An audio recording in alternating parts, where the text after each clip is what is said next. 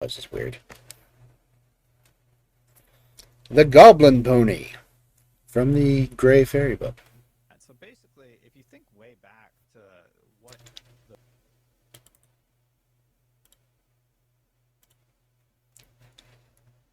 Don't stir from the fireplace tonight, said old Peggy, for the wind is blowing so violently that the house shakes. Besides, this is Halloween, when the witches are about, and the goblins, who are their servants, are wandering about in all sorts of disguises, doing harm to children.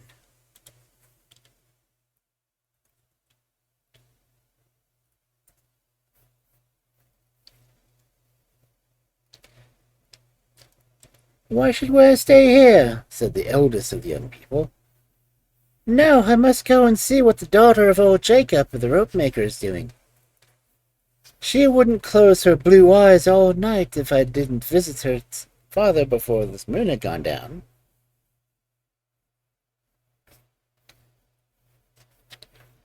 And I must go and catch lobsters and crabs, said the second.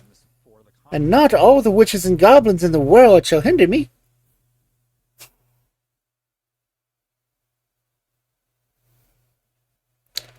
So they all determined to go on their business, or pleasure, and scorned the old advice of old Peggy.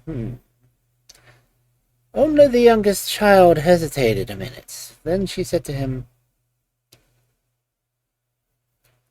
You stay here, my little Richard, and I will tell you beautiful stories. and that's from But he wanted to pick a bunch of wild thyme and some blackberries by moonlight, and he ran out after the other children. When they all got outside the house, they said, The old woman talks of wind and storm, but never was the weather finer, the night sky more clear. See how majestically the moon stalks through the transparent clouds.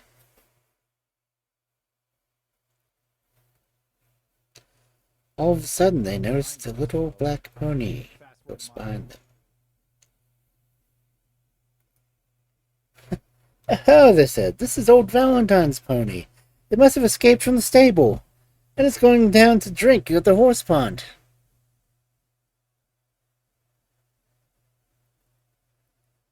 My pretty little pony, said the eldest, patting the creature with his hand. You mustn't run too far. I'll take you to the pond myself.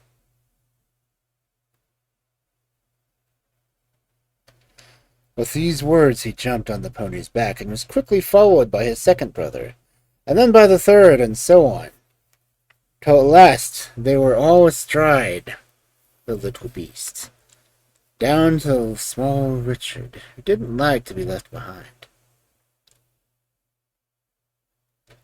On the way to the pond they met several of their companions, and invited them all to mount the pony, which they did. And the little creature did not seem to mind the extra weight, but trotted merrily along. The quicker it trotted, the more the young people enjoyed the fun. They dug their heels into the pony's side and called out, Gallop, little horse! You have never had such brave riders on your back before!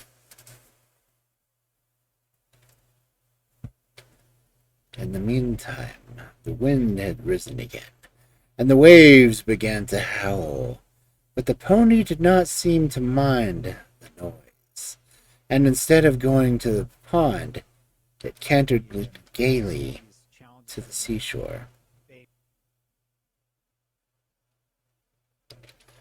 Richard began to regret his time in blackberries, and the eldest brother seized the pony by the mane and tried to make it turn around, for he remembered the blue eyes of Jacob, the rope-maker's daughter.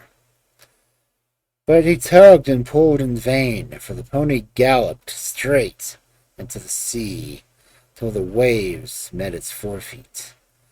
As soon as it felt the water, it neighed lustily and capered about with glee, advancing quickly into the foaming billows.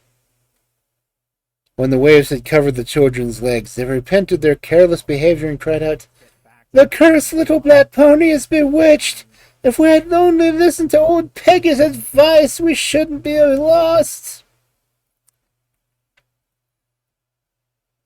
The pony advanced further. Higher rose the sea, and last the waves covered the children's heads, and they were all drowned.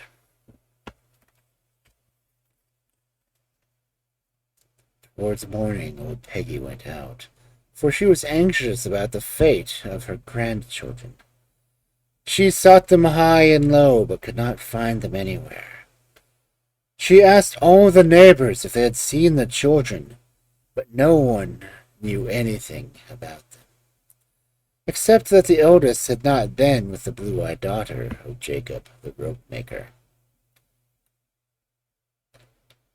As she was going home, bowed with grief, she saw a little black pony coming towards her, springing and treading in every direction. When it got quite near her, it neighed loudly, and galloped past her so quickly that in a moment it was out of sight.